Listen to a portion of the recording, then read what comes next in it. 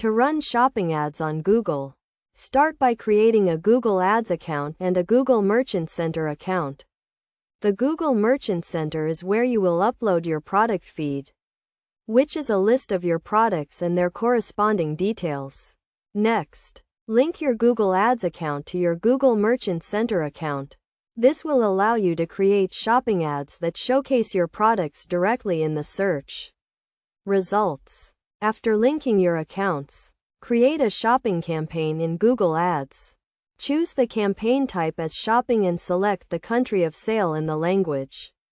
Then, set up your product groups. Product groups are used to organize your products into categories, such as by brand or product type. This will help you to target specific ads to specific products. Now, set your bids. Bids determine how much you are willing to pay for each click on your ad. You can set bids at the campaign level or at the product group level. In addition to bids, you also need to set up your ad extensions. Ad extensions provide additional information about your products, such as prices and reviews. To optimize your shopping ads, use high-quality product images and detailed product descriptions.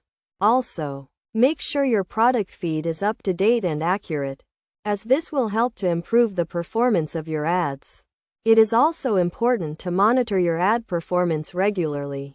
Use the metrics in Google Ads, such as click-through rate and conversion rate, to see how your ads are performing. Finally, use the data you collect to make adjustments to your shopping ads.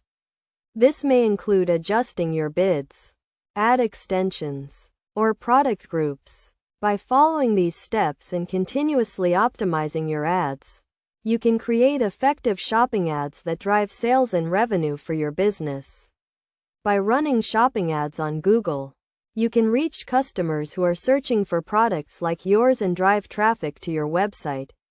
With the right strategy and optimization, shopping ads can be a powerful tool for your business.